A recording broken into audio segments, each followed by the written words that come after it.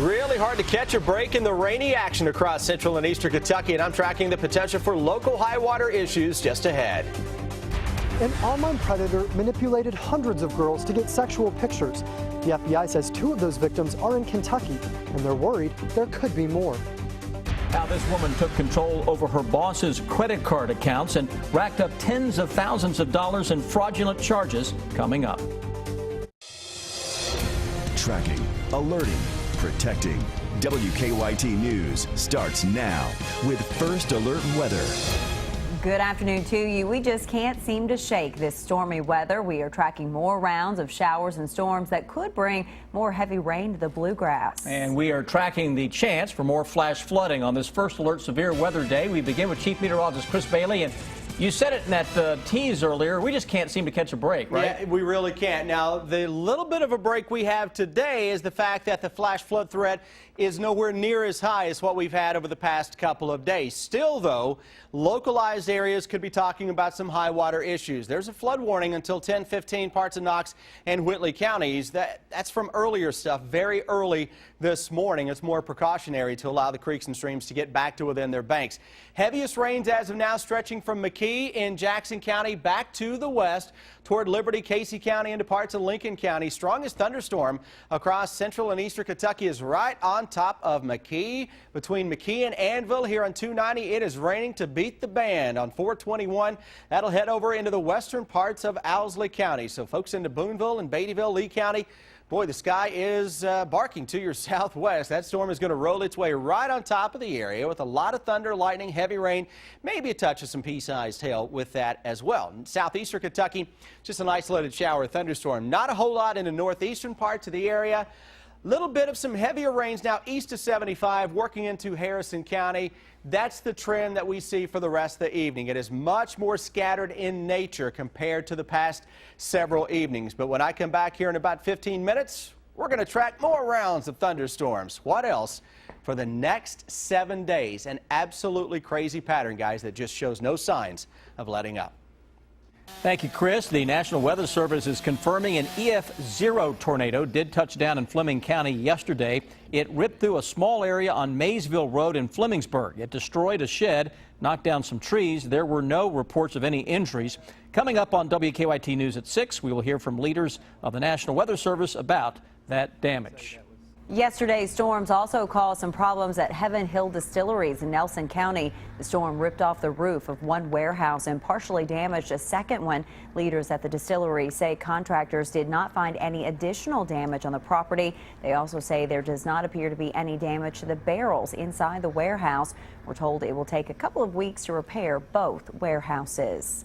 And we're always tracking storms on WKYT.com, and you can as well. Use an interactive radar to zoom all the way into your neighborhood. Download the WKYT News Radar apps to keep up with the weather when you're on the go. And share your pictures and video with us. Just email them to eyewitness@WKYT.com or use the hashtag KYWeather.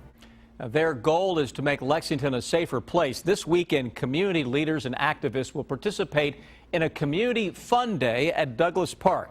And this comes after a recent string of violence in the park that killed one person and injured 4 others. As Victor Puente tells us, organizers hope the event will bring families together. The park behind me and the area around it has been the scene of some violence over the past few weeks. 2 women are hoping an event this weekend will take it back for families living in this area. It sounds like it's putting our neighborhoods down while staying, another act of violence or another shooting in the area of Douglas Park. Evelyn Morton is with the National Alliance on Mental Illness. She also grew up in Lexington's West End. We target the African American area to bring more information, to equip them and advocate and educate and support our community. On June 21st, 5 people were shot during a basketball tournament at Douglas Park. One of them, Kwame El Amin, died. Morton says she's not only trying to raise awareness and reduce the stigma associated with mental diseases, she's also trying to show that the park is a place families can come together. She'll be joined by other local activists. I was able to swim in the park, play in the park, so the fact that the children will not be able to go back there and feel safe and comfortable, it bothers me. This weekend event will be held in an effort to bring families together to take it back from the recent violence. They're bringing out inflatables, face painting, and vendors in the hopes of attracting a crowd. Just to enjoy the day and to rally around the community and don't let the violence run us away. We have to stand fast.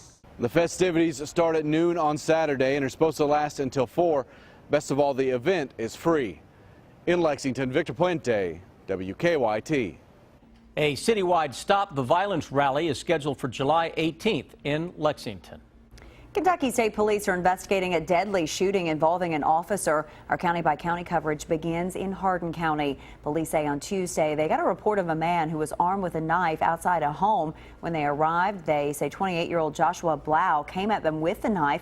Police say one of the officers shot him. Blau was taken to the hospital where he later died. And it wasn't but a minute till 2 shots went off and he fell to the ground. And I saw all that, and it wasn't very nice to see. Both officers are on paid administrative leave while police investigate.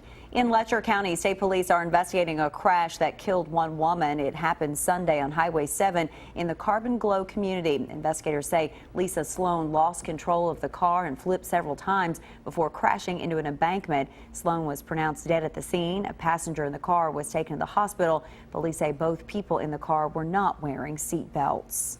The fire crews are still on the scene 2 days after a massive fire destroyed 3 buildings on Whiskey Row in downtown Louisville. No one was injured in the fire, but firefighters have that area closed off in case of flare-ups or a building collapses. Leaders with the Louisville Fire Department say they will have 8 firefighters on the scene all day and overnight. No word yet on when the area will reopen. It is a disturbing case targeting hundreds of girls in the United States. Investigators say 350 girls were targeted by a sexual predator, and 2 of the victims are from Kentucky. Investigators say the predator disguised himself as a teenage boy online. Tonight, WKYT's Mark Barber is talking to one of the victims who tells us what happened. The FBI says they have already found 109 victims, but they think there are another 250 who have not been identified yet. Federal investigators tell us that 2 of those victims are in Kentucky, and they're worried there may be even more here. The FBI says that the online predator logged into popular chat rooms with innocent screen names like Cute Kitty and Skater for Life, posing as a 15-year-old boy.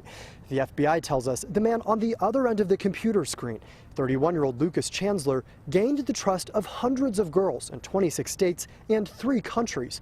According to federal investigators, he would convince girls to expose themselves. Then he would take a screenshot without telling them. He would then use those pictures to terrorize the girls. We're told he blackmailed his victims, threatening to share the pictures unless they sent him even more sexual pictures. He targeted girls as young as 13 and 14 years old from 2007 to 2010. 2 of his victims are in the Commonwealth state. One is in northern Kentucky. The other is in western Kentucky. Now, authorities are searching for even more victims like Ashley Reynolds, who was targeted when she was 14. It was pure business, it felt like. It was an exchange. I gave him the pictures and I got to keep my reputation. Chancellor was convicted to 105 years in prison last year. The FBI says pictures of about 50 of his victims are still being circulated among pedophiles. In Lexington, Mark Barber, WKYT.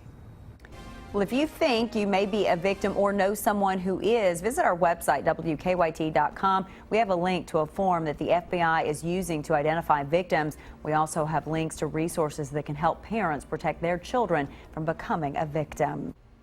She was a trusted employee who had access to her employer's personal information. And as you'll see, she used it to open up credit card accounts and go on a shopping spree. I found out there's a credit card open, which I'm not familiar with. That was the beginning of a financial and emotional nightmare for this doctor, who contacted a credit agency and got even worse news. They informed me a person which happened to be an employee in my clinic, and of course I was very shocked. Marianne Fracca, an assistant in his clinic who had access to all of his personal information, took control over the doctor's credit card accounts.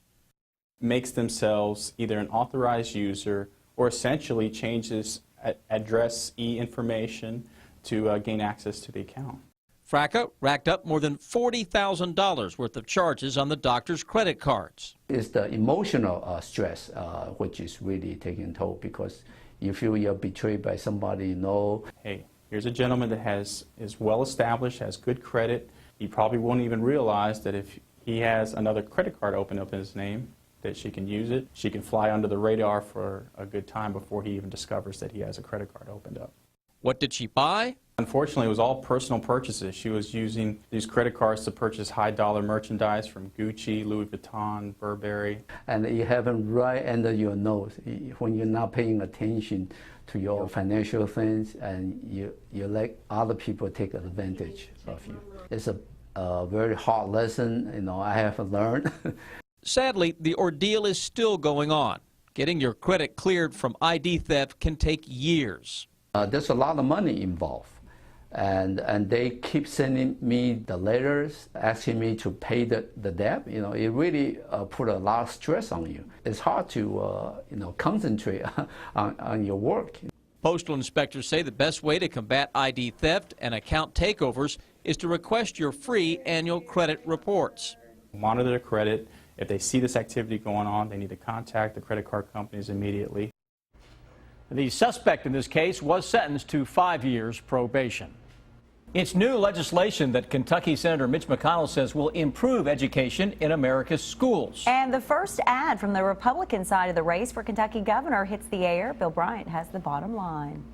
Good evening. Senate Majority Leader Mitch McConnell is pushing what is being called the Every Child Achieves Act, which he says will be a better way forward for America's schools. McConnell spoke on the Senate floor today, where he said the act has strong bipartisan support and would be a better approach than the No Child Left Behind law that was passed in 2002. McConnell says the Every Child Achieves Act would give more local control to schools and communities and whittles back the federal government's influence some.